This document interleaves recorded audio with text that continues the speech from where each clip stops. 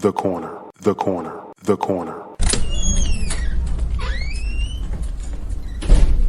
Hey, welcome. Come on into Cousin Ed's Corner. This podcast is where you will find real, authentic conversation. Organic conversation. Like you're at home with your cousin. It's about life. It's about finance. It's about spirituality. It's about love. And everything in between. I'm your host, Cousin Ed. I'm excited to bring you along on this journey to explore life. Listen, let's sit back and enjoy a wide range of topics. I have some diverse guests coming on, a wide range of spectrum of thoughts. My goal is to create a space for all of us to connect, all of us to learn each other, and all of us to communicate. It's really not about me. It's about the community as a whole. Let's enjoy this. Let's sit back. Let's think about our past. Let's move into our future. It's about the corner, the corner, the corner. So no matter how you cut it or slice it, we're all here together. I'm just here to give you a piece of my heart, my mind, my soul, and my mentals. So sit back, relax, and enjoy another episode of Cousin Ed's Corner.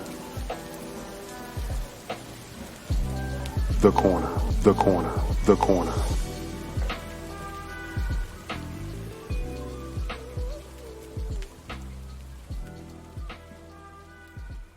What's going on, fam? What's going on? It's your boy, Cousin Ed. We are back. We are back. We are back. And this is a new segment. Hopefully y'all are enjoying this segment.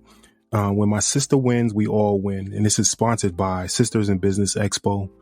I have another queen on this week, and I wanted just to bring her on and talk to her about some things she's doing in the community, some things she's doing, mentoring and coaching others, and just hearing more about her. And hopefully y'all enjoy, but hopefully she'll come back and enjoy Cousin Ed's Corner and be part of the neighborhood from now on. So I'm leading in with that just to get her prep, so she knows that she is now a neighbor in the neighborhood of Cousin Ed's Corner. We have Queen Retha Nichole. We have Queen Retha Nichole with us. Miss Nichole, Miss Queen. Thank you for joining Cousin Ed's Corner. Thank you for having me.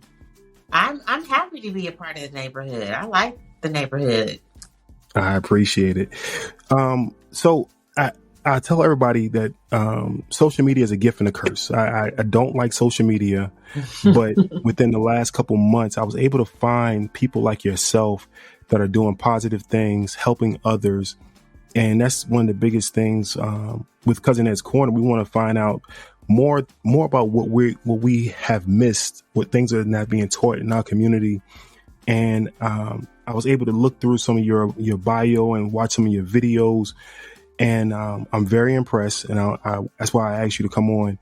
And I wanted to bring you here, and this first tell you a story so they know who you are, and then step into some of the things you're doing in the community and how you're helping others. So, if you don't mind, I'm going to post your bio. I'm not going to read your bio. It's better for you to tell your own story and let them hear from you. So, if you don't mind, if you tell us a little about yourself, how your upbringing, and just bring us forward to today. Sure. So I am Retha Nichole, mom of 3 boys.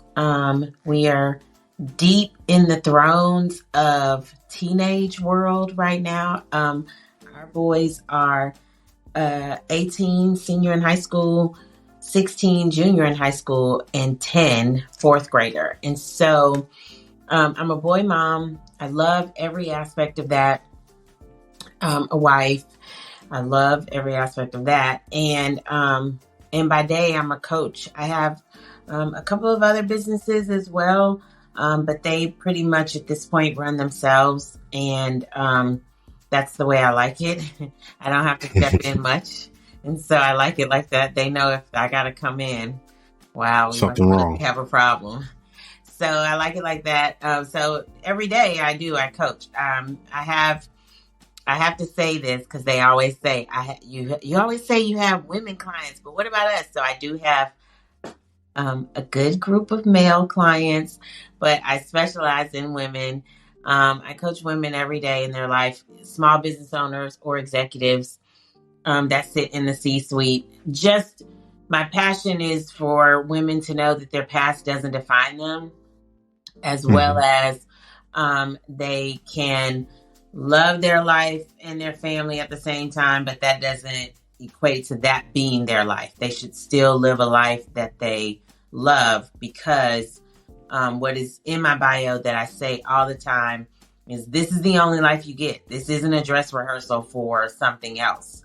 Amen. Not someone's understudy. So you should be doing everything you can to make it the best. Now, life will happen and things will come about where it'll get hard, but trouble don't last always. Everybody's grandmother taught us that. Don't act like I'm the only Hmm. one. So that's what I do every day. And that came about in me after I had a career in real estate and owned a bakery. The coach and mentoring part started to come about before the word was coach, right? It was Hmm. mentor and trainer. And I did that for years. And then I was hit by my own life tragedy. So go ahead. Can I jump in right there? Because Yeah.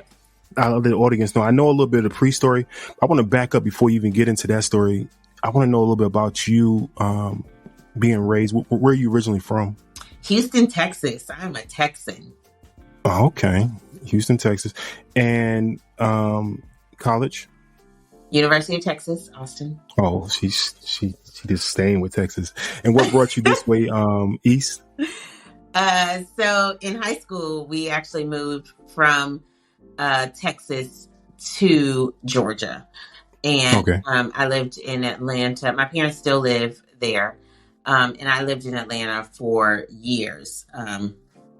20 to be exact. Okay. Or more. And I went back for college. So we moved there. I am a graduate of Fayette County High. That's where I went to school, high school. And then I left for college. And then I came back. And my career and everything I did was in Georgia. And then Okay. I left Georgia and came to where I am now, Alabama. Okay. And you were leading up to your next event in life. So you got married, if I'm correct. Yes. So I got married early first.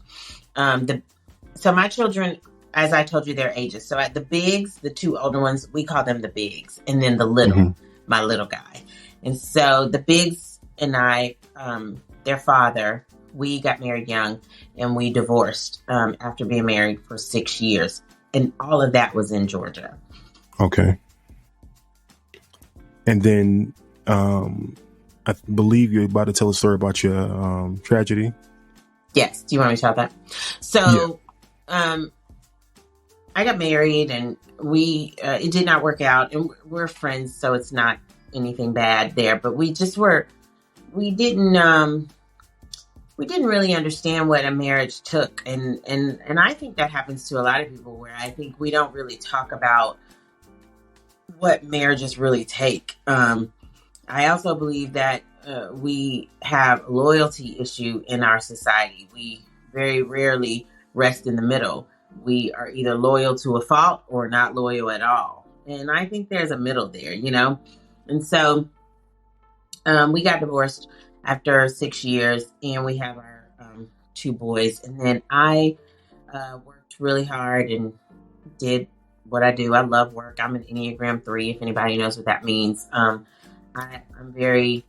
I love work. I love business. I love a project. And so my girlfriends were like, you need some love too, though. Like, you divorced and you're healed, but I mean, you can't just be working all the time. So I met my now deceased, he's deceased husband on eHarmony. They set me up. And I did that, and I met him, and we got married, and we're married for a year and 2 months. And my little is his father, and I was 5 months pregnant with him when he went into a coma, and at the age of 33. And so, people may hear that and go, I wonder why she told the age, because we think certain things only happen to people at a certain age or in a certain health wise. And he was very healthy and no issues at all. And so he went into that coma, and I took care of him in that space for a year and 9 months, and then he passed on. And so coming out of that, we stayed in the hospital from the day it happened, September 27th, to December the 5th. And then we were released from the hospital, and I chose to not be released into a hospice situation because, as I mentioned, I was pregnant and I had 2 other children. So I was already doing the juggling act of caring for him at a facility and then caring for children at home, and being pregnant. Yes, and supposed to be on bed rest, but I mean, we all knew that wasn't going to be an option. So, I had him December the 6th, though. We came home December the 5th. His mom and my mom both came home with us, and the home health set everything up, and then I went into labor. And so then I took care of him and a newborn and 2 boys in our brand new house, which we built from the ground up and closed on 2 months prior to the coma happening. And coming out of that, when it first happened, within the first 24 hours, I was alone in the hospital room with him hooked up to a ventilator and all these machines. And I said, hey, God, you know everything. So you got to give me something. What's happening? My life is now turned upside down, and I don't know which way is up. And so I didn't have a real relationship with Christ at that point. Of course, I'm Southern, as you already gave where I'm from. Mm-hmm. So I grew up in the church. I have a praying mother and had a praying grandmother. And so I grew up in the church, and I knew about Christ, and I knew how to call on him. And so I did. And in that moment, because I asked in earnest, God began to speak to me and tell me, yes, this is going to change your life. And it did. And so from that moment on, I just began to seek God way more and just say, what's going on? What's happening with my life? And one of the reasons that I say this is the only life you get is because during that year and 9 months, God really began to say to me, like, this is it. What you doing? What are you living for? What are you working for? What are you doing, striving? What is all of this for? And you need to figure that out, and you need to make sure that it's what you want and what the will I have for you. And so it's a very difficult time for me, very hard, but I came out of that passionate for other women and saying, I'll be their advocate. I'll be their person. I want to help as many women as I can. You may not be a widow. I'm real passionate about single mothers and young widows because I've been both. I've been a single mother twice. If you don't mind me asking, what age were you at that time? He was 33. So my son is 10. I'm 46, 36. 36 years old, single mom and widow. And so I'm very passionate about single moms. I've been one twice, and I'm very passionate about widows, especially young widows, because young widows just, it's like they don't even get, it doesn't even matter to be a widow because the assumption is that you'll be fine. You're young. You'll find love again. You're young. But there's a lot of depth there's a lot of healing that needs to be done there, because if you were or are a young widow like I was, listen, Ed, throughout that transition, I found out that he was having multiple affairs. And throughout that transition, I found a lot of mismanagement of our money. And so, it was a lot. And so you never know what a young widow, right, could possibly be going through. So I think a lot of society just looks at, young widows, like they'll find love again, they'll be fine, their kids will be fine, they'll get a new daddy, things like that. And so I'm very passionate about women and helping them heal and then start the journey to creating the life that they love. That's amazing. Now, staying on that topic, I'm not going to belabor it, but did you also get counseling or go through any groups, anything like that? I did. I did not remember, Ed, I'm a 3, so I started my own widow group because I was like, looking, and there were a lot for older women, and so I just joined one of those to see how it will work to then create my own. And so I did that for a while. Then I did Bible study in my house just for women. I did have my minister from back home. I spent a lot of time in counseling with him virtually because that was my trusted source. So I did get counseling in that way. And then I did see a therapist for about 2 years. And now, even still now, I have a coach.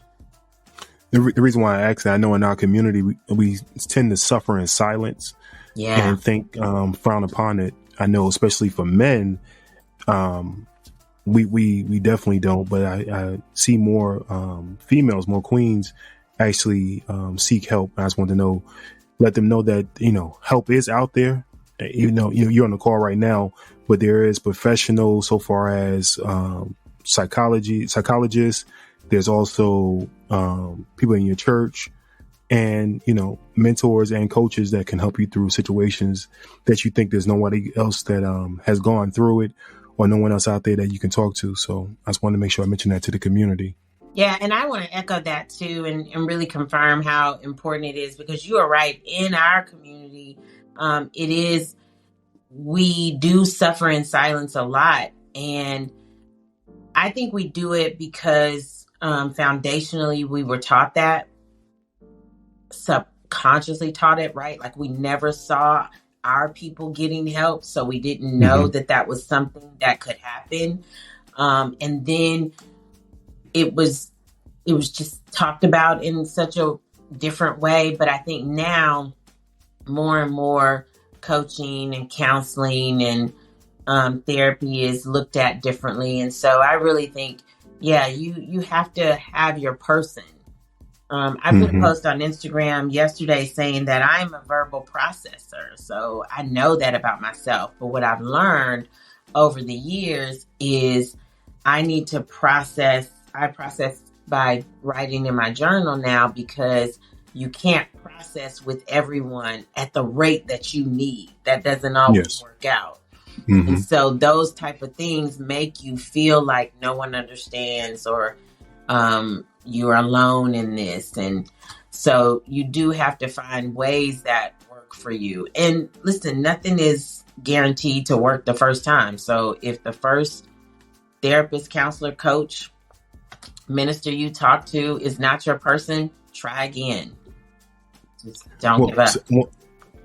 Just like you just stated, I said the same thing on one of my previous things about journaling. That's something new for myself. I've taken on to. Podcasting is my therapy.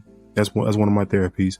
But I mentioned to people, you can do video blogs to yourself. I mean, you can. It's a whole bunch of different things you can do now, and reach out to different people. And then, like you said, you can always go back, especially with journaling. You can always go back and look at different chapters in your life and seeing what you've come through. And like I said, with the video blogs or just audio recordings, you can do that. Documenting your life is, I think, a key aspect to letting you know what you've accomplished, what you've come through, and where you're going. So I definitely I totally agree. Every cell phone now has a voice recorder app on it automatically. Like if you have an iPhone, it's already on there. If you have an Android, it's already on there. And so sometimes when you're driving and you need to process, just hit the voice recorder and get the words out. Letting that information roll around in your mind is very detrimental to your mental health, because it turns into something internal, and internally it could turn into an ulcer. It could turn into a problem with your heart, the stress and that you carry when you let it roll around, you will not believe how much better you'll feel by writing it or speaking it. Both of those, voice recorder or journal, is not to anyone in particular, but it does get it out of you. Getting it out is key because it lets you then think about the next thing. You can't think about the next thing when you're still trying to process the first thing. I definitely agree. So we got a little bit about your past. So you're coming out of dealing with hospice. Your husband's at home. You got 3 kids. You just had a newborn. And I believe at this time you said you were opening a business also. Am I correct? Yes. So the plan pre-coma was a bakery to open it. And so after he had been in the coma for a while and we were home, I really thought, well, this may be our life for a while. So what would that look like? What does that look like? And so then I opened our first shop in the town that we lived in and got everything started there. And so that's one of the reasons that while coaching, like my clients will say, or if they do video spotlights, they're always like, Retha's really hard. She don't play. And I think because there's more in you than you know. I had a husband in a coma, 2 kids, and opened a bakery. And when I say I opened it, I mean like I literally painted the walls myself. And I ain't had no extra money to be getting people to do stuff. I put down the pop click wood floors with a baby and a papoose on me. One afternoon, I would wake up at 3 a.m. and bake loads of stuff for the bakery and take it to the bakery in time for it to open before my kids got up, before he got up. I mean, I don't play about getting your life. I hear you, right? And I find myself being hard, or people saying I'm hard on them. I read your bio and I was like, okay, I'm not that bad, but it's true. I mean, I have that same mantra. Like, if I can get up and do X, Y, Z, I mean, it's other people doing more than me. It's really no excuses in life. Not the only excuse is yourself. God gave you the ability. And now I'm not sure if you ever seen this video. The one, it's a gentleman who's he only has his upper extremities, but he's a wrestler right now. You know what I'm saying? There's a young lady here in Atlanta who got in an accident and lost her lower extremities. And it's just so many people out here that's doing so much that we can do. We can look at them and say, if they can get through it, we can do, at least something else. And just hearing your story, hopefully the audience knows that they can do it. And I mean, no one knew, right? When I met with the guy to lease the space for the bakery, and when I opened and, I opened and immediately hired 2 high schoolers. And when I opened and did that, no one knew what I was fighting at home. And I just was kind of like, what would be the point of telling them? I still got to get it done. I should share the story after. And if they happen to find out, great. And if they don't, it wasn't about that as much as it's about, there's 24 hours in a day. It's 24, right? And God designed it, and he said there's 24. So you have to know that there's some thought behind that. And so if there's 24, go ahead and rest, because I do believe in rest. I do. How many hours are you going to rest? This is the kind of stuff I say to clients, so y'all just buckle up. How many hours are you going to design for rest? Okay, so you have that. You're going to design for rest. Okay, how many are you going to design to be with your people and energize however you do that? Introvert or extrovert, you put that there. You may say 4. I'm going to look at you and say 2. Okay. And then the rest, that's mine. Let's get it. What we doing? Right? And it's not all about work. It's just about like, this is it. You don't want to get to the end and go shoulda, coulda, woulda. You don't want to do that.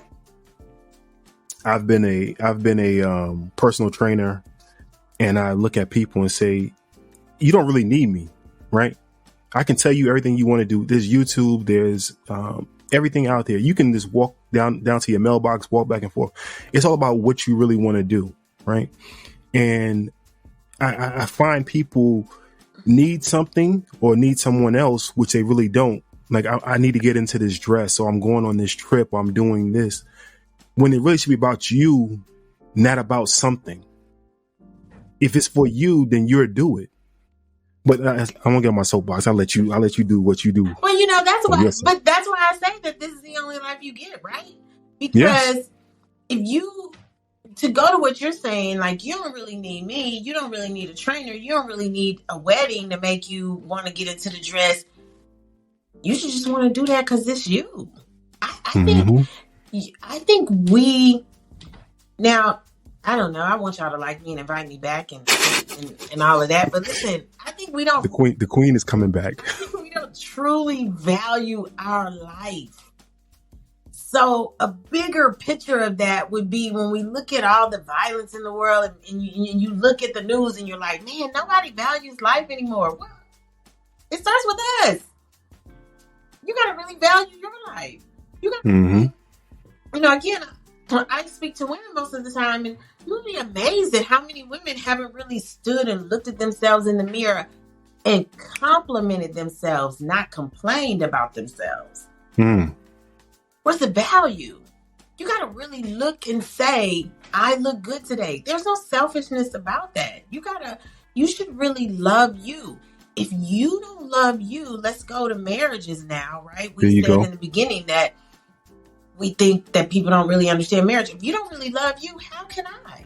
How is anybody else going to be able to love you? Because part of you truly loving you is telling me how that works. Well, facts. If you don't know, then you can't tell me. If I do something I know that my love language is quality time. So my husband can say over and over, I love you. He can clean the kitchen, clean my car, and take things out and buy me gifts and all of that. None of that is going to register with me at all. Because without the quality time. But if I don't know myself and love myself enough, then I'm just kind of wondering, why is he doing all this? Because I never told him. Because I didn't even tell him. Y'all see why I'm bringing her back to the neighborhood, right? To the block. So let's go ahead and catch up. I definitely want to bring you back and touch on some other things, but I want to get to present. So your husband, you go through this grief, this tragic event. He passes away. You have a 1-year-old and you have the other two boys. Where does life take off from there? And you have a store. Where does life take off from there? So it was rough. I think anybody would know that. I mean, it was rough, the entire traumatic experience. Taking care of someone in a coma is a 24/7 thing. So after that, you have to mentally as well as physically adjust. So it was rough. I remember the little town that we lived in, I knew I had the map of Walmart. That's where you buy your groceries. So I had the map and I could buy groceries in less than 7 minutes because I knew where everything was. I went by a list, and I would blaze through there with the bigs.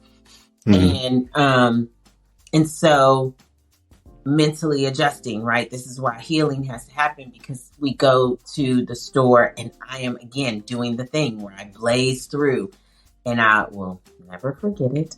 I am in the frozen food trying to find the hash browns, and Walmart has moved it, and I'm getting frustrated.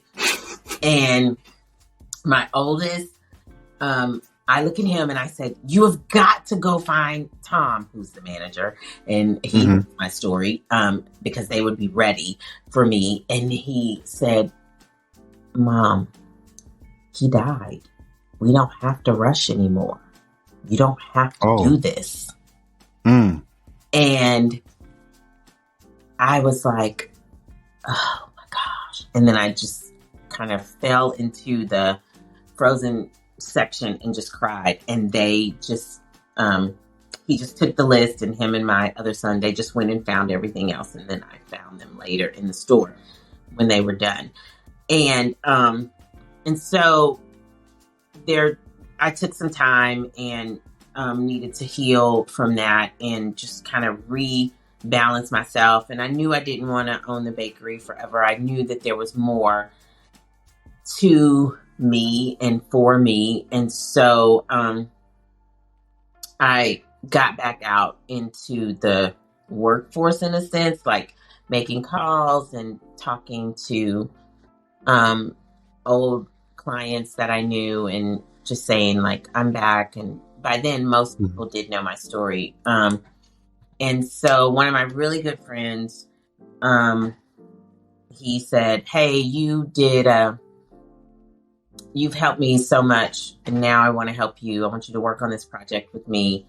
And I was like, no, I'm just trying to dip my toe back in. I don't know if I'm fully ready to be out in the world. And so he was like, nope, you're ready. Let's go. And so that's how I got started again. I worked on that project with my friend. And from there, I had a good reputation. So people knew that I was back in the business. And so then calls just started coming. Oh, excellent. So you were a project manager previously? That's the field you was coming out of? No. Oh. I'm good at projects. I'm a 3, so I'm good at projects and things like that. And that's what I said to my friend. I was like, what? No. And he was like, oh, you can do it. It'll be fine.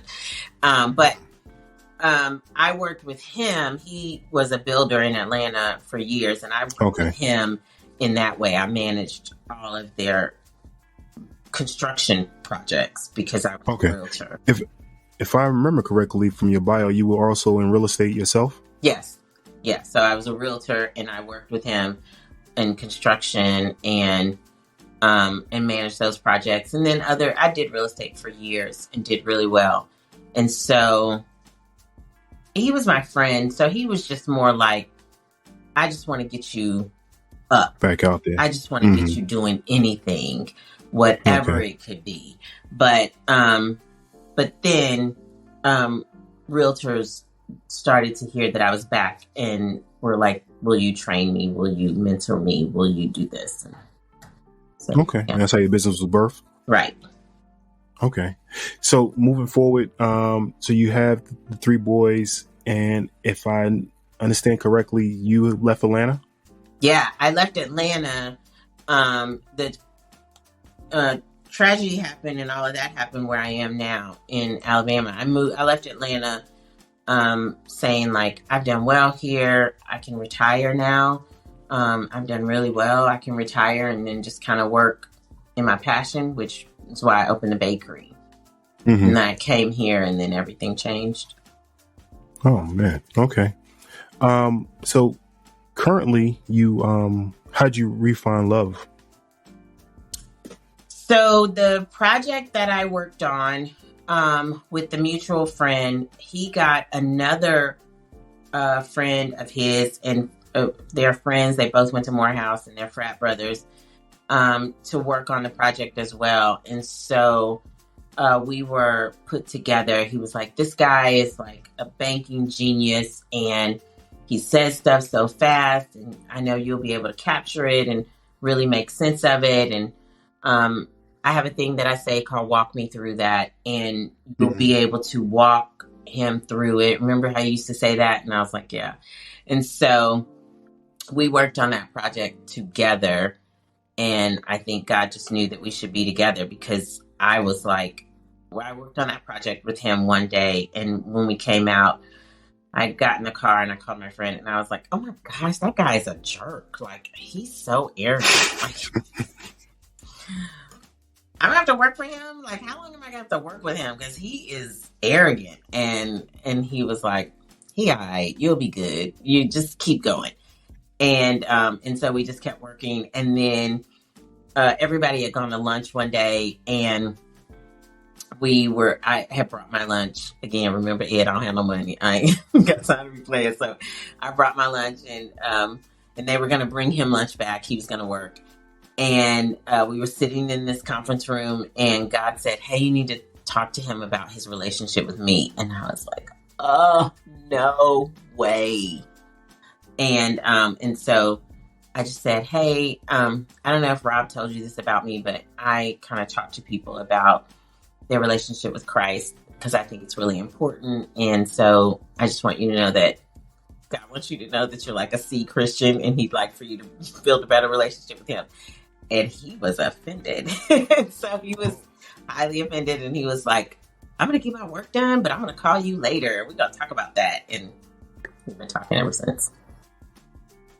But it's funny how it's not even funny, but God puts people in your life, and he planted that seed with your friend that led to this right now. So yeah, that's amazing. We talked to he's our mutual friend. And so he even our mutual friend was like amazed, because he was like, y'all are two alpha. He's an alpha female. You're an alpha male. I cannot believe it works. And it's amazing. And I cannot believe it even happened. And, I was not for it in the beginning. And what was interesting about it is he wasn't for a relationship. I wasn't for a relationship at all.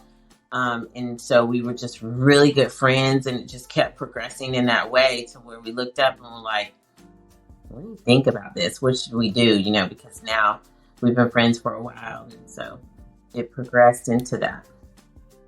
Well, hats off to the king to come in and come into your life for one, but also come into the boy's life and to help raise young men. So hats off to the king. Yeah, he's great. The Bigs have their dad, but they do call him dad. They love him like he's their own.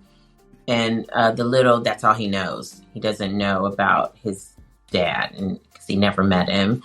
So that's all he knows. And so we are a great family. Well, I like the history. I wanted to make sure everybody know who you are before getting into more of the business side of it, and bring you back on some technical, coaching aspects. But I want to go ahead and talk about your business now. If you don't mind telling us about your business in a little bit detail, and some of your coaching techniques. I definitely want to speak on the calendar, and maybe when we come back on the next episode, we could talk about some of the technical parts of the calendar, how people could use it. Yeah. So I'm a coach. I love it. I coach women. I have men clients because I promote every podcast that I'm on, and they're always like, you don't ever say nothing about us, but they are great. I think that, because I've asked clients before, like, what would you say about me as a coach? And my clients say that what they love about me is the practicality. I'm not a cut and paste. I Googled this, and so let's try this. We should do this. I'm very practical. I said just a second ago that I say, walk me through that a lot, because that's my whole goal and mission, is to walk you through where you want to be, where you are now. So I think that's what I do in a nutshell. The reason that clients stay with me, and I'm always working from a waitlist posture in my business, I never just have plain openings where people can come in, is because I deal with your life and your business. Because what I learned through the trauma is that if your life is a mess, it can affect your business. And your business is a mess, it can and will affect your life. And so I got certified in both so that I could help the whole person. And I try my best to do that. I really do. And I lean heavily into what God is telling me about you. I pray for all of my clients every single day. I literally say their names every day. And I want to know what God wants for their life, and I tell them. And when people do a consultation with me, I say, hey, I don't know what your belief is, and I'm not here to change that. Here's what mine is. And so I will pray for you every day. I will pray for your business, your family, so that I can lead you in the correct way. So that's what I do. And I do it with the mission of you living the best life you can. I do it with the goal being for you to get every ounce of what you're supposed to get out of this life, wasting nothing. And wasting nothing means the bad and the good, right? Because had I not gone through that horrible 2 years, I wouldn't be the person I am today. So as hard as it was, and as much as I didn't get any sleep, and the tears that I cried, would I do it again? All day. I do all of that, the heartbreak, the pain, every horrible decision I had to make. I would do it all over again, because from that, I am able to help so many other people. So many times we look at our problems and our trauma and our pain, and it's for you, but it's also for others. Amen. So for others. And so I think that's why telling our stories are important. It tears down the wall of comparison, and it makes you know that you're never alone. You may not have the coma situation that I have, but you may have been cheated on. And you may not have the cheated on or the coma, but you have 3 kids and you're raising them by yourself. And so all of my scars are to help other women, and to help them in the right way too, not from a bitter standpoint, not from an arrogant standpoint, but from a humble, I want you to live your best life standpoint. Well, I definitely, I'm impressed. Like I already told you that I'm impressed. God has put something on your life, and I'm glad you're sharing it with others. For your business, I know one of your key trademarks, you have a Sunday planning guide aid. Yes. First, what is the name of your business? Let's go ahead and get that out you can go ahead and give your website and everything. So I'll say, and Ed will probably link to all of this, but follow me on Instagram. That's my best. Instagram is the best for me. I love it. It's my jam. My website for coaching is hillridgeco.com, and I'm sure he'll link to that. And then the paper products, which we're going to talk about now, stationery, notebooks, and things like that, is spcircle.com. And that is SP stands for Sunday Planning, which is the first flagship product that we launched. And Sunday Planning came about when I first divorced the Biggs dad. I was a newly single mom, never wanted to be that, couldn't, and thought my life was over. We dramatic now. We'd be thinking it's the end. So I thought that my life was over. And how am I going to do it with these 2 kids by myself? And so it wasn't called Sunday Planning then, right? They are 18 and 16. So they were 5 and 3. And I just thought, I need something to anchor me. I need something to do that will help me, and insert what I now call Sunday Planning.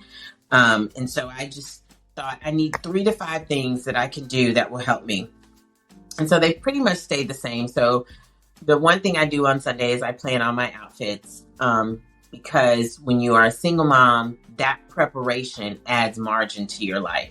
When you're a single mom like I was, with a 3 and a 5-year-old, getting clothes ready for the week helps you save time and energy each morning. And it still does for me today. So I still do that. And then I plan the meals, because being a newly single mom, you really need to budget. Like, you really got to be smart with your money. And so I would plan the meals, because if you plan them and write the groceries from there and be real strategic about grocery shopping from your list, that's better than just buying stuff in the store and coming home. That's food every night. Right. Or eating out. And so I plan the meals, and nothing spectacular. I just wrote down meat, side, vegetable, just 5 times to plan it out. And then I always looked at the calendar. I still do that now for a different purpose. Then I looked at the calendar because the help that you need, it's better to ask on the front end than at the last minute. And so I knew I would need help, right? And so looking at the calendar on Sunday, am I going to have to show houses late? What am I going to have to do? Appointments and things like that help me prepare business and in my home life. And so I always do that. I still do that now. I look at my calendar. Who am I seeing? Ed and I talked before we hit record. I have 3 boys. They all 3 play basketball. And so we are now games Tuesday through Saturday. So knowing that helps us to better prepare meals wise and know who needs to be picked up, where we're going, things like that. And so looking at your calendar is really key. So I still do that. The 4th one that I do now that I didn't do then because there wasn't social media then is I'm on social media for business. So I do plan and write all my content on Sunday and load it into a scheduling app and it goes out automatically. And so from the coach hat perspective, if you're on social media for business and you are doing content flying by the seat of your pants, your business is not going to do well from a marketing standpoint. So just remember that. That's just a little pro tip. And then the 5th one was something, it's always something general. So do we have appointments we need to get done and things like that? And so Sunday planning has been that. When they were 3 and 5, I wrote everything down that I just said, like on a piece of paper and made sure I got it done. And now in 2019, we launched a company and have products. We have a Sunday planning journal that has space for you to write those 5 things. It also has space for you to write 10 things you're grateful for and a space for you to say an affirmation. I call them I am statements because I am means you are saying this is what you are or you will be. That's how the Bible in Hebrew defines I am. So we have that. The bestseller is a weekly calendar notepad, which is space for your week, Sunday planning, space to write the menu, space to write the grocery list. And the products are really just meant to aid in adding margin to your life, right? Earlier, I said that there's 24 hours in the day. And so we are still, even though there's 24, we're always looking for margin and trying to be balanced. And so this is my hat tip to doing that for women is let me show you this and tell you how to do it. And so that's what I do. I have a community of women that started as, just me helping them Sunday plan to, we have over 350 women in this community who we do that and, befriend and other things. But yeah. Well, I definitely I've learned a lot about you today. I do definitely agree with planning. My coach in college sat us down every Sunday, same thing, working through the week. So we know what class was going to be in and what time was practice and everything. And I know how valuable it is. So when I saw your calendar, I was like, this right here is on point and a lot of people need it. So I'd like to bring you back on the next show and talk more about it and talk how it has helped other people in their life. Yeah. And there's some more things about your coaching and moving forward. But I'm not going to keep you. I know you got to run with the boys. I really appreciate it. Hopefully, like I said, you have a spot on the block. Welcome back to Cousin Ed's Corner. Anytime you have anything you want to get out to the community, you're welcome back. And people, audience, family, listen, the Queen has spoken. If you have any questions for her, definitely use the 762-333-2032. Leave me a text. Also, you can go to cousinedscorner.com. Across the top of the page, you can leave me a voicemail there. I will forward all texts and voicemails to her or play them on the next show that she can respond to any of them. So definitely, Queen, I appreciate you. I'm looking at you now. My hat's off to you. You have you're small in stature, but you have some big shoulders and you have carried a lot on. So God has definitely blessed you, and may he continue to bless you. Thank you. And I look forward to speaking to you again. Any last words for our family? Yeah, my last word is always the same. This is the only life you get. Podcasts are an amazing thing that we have now where we can get information. Take one nugget, and that one nugget is, am I living the life that I dream? Am I living the life that I love? Am I on the journey to do that? Am I walking towards that? And if you answer no to any of those questions, really dig into that no and figure out how you can take one step. And it doesn't even have to be a big step. If your thing is, I am not living the life I love because I'm not happy with my weight. Your one thing could be, I'm going to drink water now. Now, no other liquids for me, just water. And see what that does to your body, right? But that's a step in the right direction. If your one thing is, I'm working in a job that I don't really love, your one thing is take 60 days and decide what you would like to be doing and begin to look for that. There's always something you can do. So find your one thing. If you have a hard time finding out what your one thing is, send Ed a text, send a voicemail, and he'll get it to me and I can help you walk through that. But by all means, don't hear this information. Think my story is inspired. If it doesn't inspire you to action, what are we doing? Facts. Well, fam, you heard it from the queen. It's your boy, Cousin Ed, Cousin Ed's Corner. Like I always say, we love you. There's nothing you can do about it. Peace. Hey, y'all. Aisha here, founder and CEO of the Sistahs in Business Expo, the country's only multi-city small business expo and community created to celebrate and educate entrepreneurial women of color. Be sure to tune in to the next episode of Cousin Ed's Corner. And remember, when my sister wins, we all win. This episode of Cousin Ed's Corner was brought to you by the Sistah Shop. Please be sure to visit them at thesistahshop.com. That's THESISTAHSHOP.com. Thesistahshop.com. Thank you for listening to Cousin Ed's Corner.